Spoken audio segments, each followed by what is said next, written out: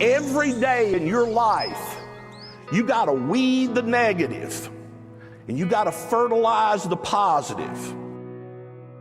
I think a winner is somebody who gets up every single day and fights the fight against doubt, fights the fight against fear, fights the fight against laziness and procrastination, and forces themselves to do the work so that they can become a better person, so that they can see their dreams come true, and so that they can astonish themselves.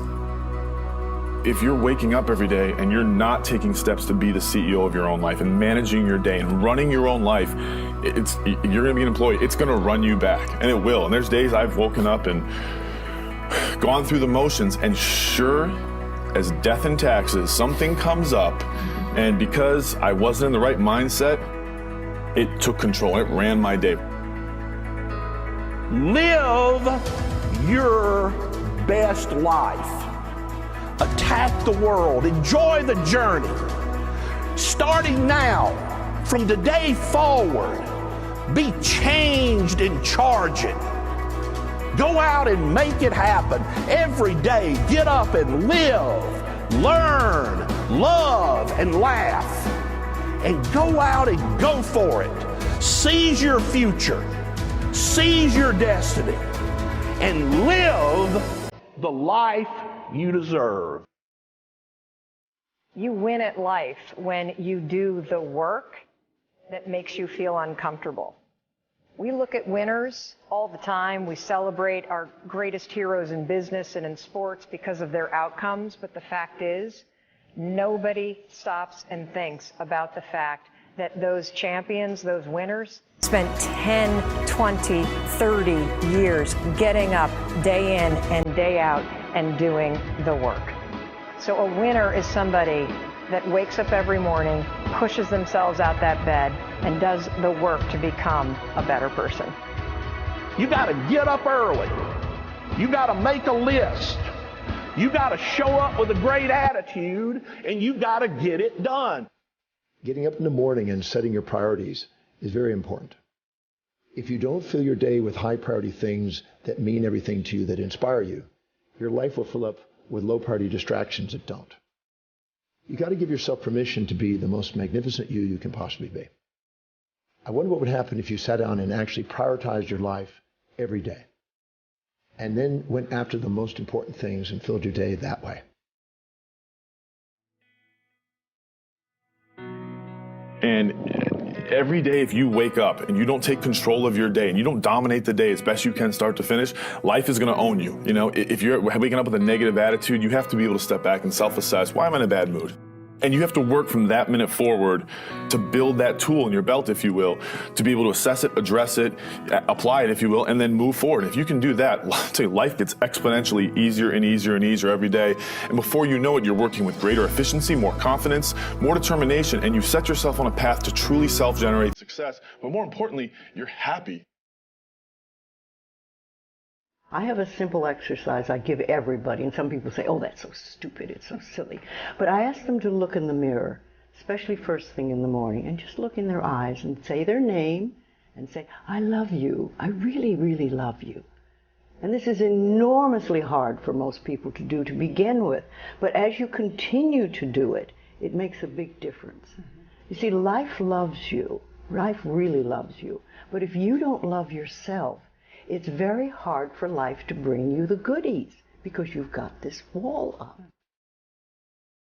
What I do every day, the fact that it makes me mentally stronger, the fact that I literally push myself to the point of, you know, being physically ill.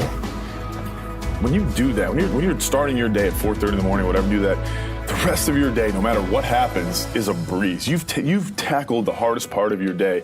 No matter what goes on, you have the confidence and you have the wherewithal, the tool belt, if you will, to be able to attack. Sometimes it's just showing up and being able to push yourself a little bit more than yesterday. If you're not happy today, start acting happy. Act the way you want to feel, and soon you'll feel the way you act. Go out and make it happen in your life. Why not do what you really love every day? I don't mean necessarily the things that are small, little things. I'm talking about giving yourself permission to make the difference that you want in life and do the things that are service to others as well as rewarding to you.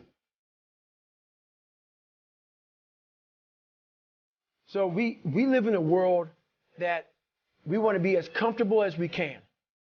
And we wonder why we have no growth. We wonder why when the smallest thing in our life gets difficult, we wonder why we cower and we run away. Because we are kind of living our whole life is set that way. Our whole life is set up in the path of least resistance. We don't want to suffer. We don't want to feel discomfort. So the whole time we're living our lives in a very comfortable area. There's no growth in that. If you find something that you love to do, then when Monday comes along, you're not going, Monday. You're like, Monday, I get to act.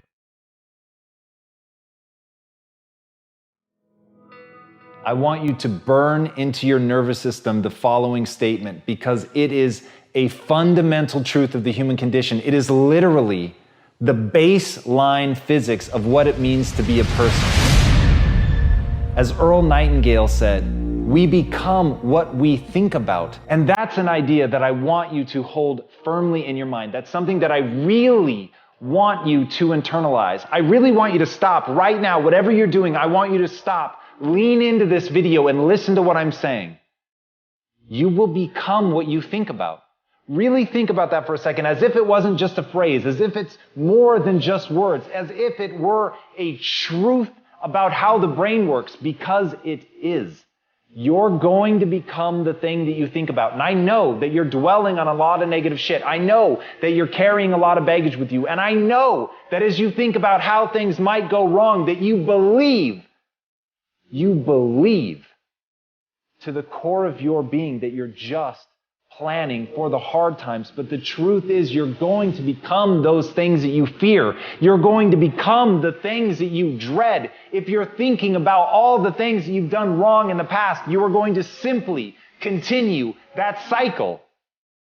But if, on the other hand, and let this be true, let this ring in your ears with the weight of everything that I carry, if I've ever added an ounce of value to you, if anything I have ever said has seemed remotely true, believe that these are the most important words I'm ever going to say to you. If you begin to focus on positive things, if you begin to focus on your capabilities, if you begin to focus on the potential that you have, if you really dig in, build those skills, drive towards something beautiful, something amazing, something that leaves you in awe, that you want to create, that you want to become the vessel for that, then you will. You will become that thing because you will take those steps, because you become what you think about. And as Mark Twain said, 20 years from now, you'll be more disappointed by the things that you didn't do. So if you don't take those steps, if you don't focus on those things, if you don't manifest what you want to become, if you don't believe in it, if you don't see how real it could be, if you can't picture the version of yourself that you want to become, and even though people have told you that it's not possible for you, that the things you did in the past are never going to allow you to do that, that you're not smart enough, if you let that creep into your mind, then that's what's going to happen. But if you can see that vision, if you can allow yourself to believe it, then you're going to take the steps that you need to execute against that. And if you go out there and do those things, you won't regret it. But you will regret it if you don't. So get out right now and build the person you want to be so you can have the life you want to have.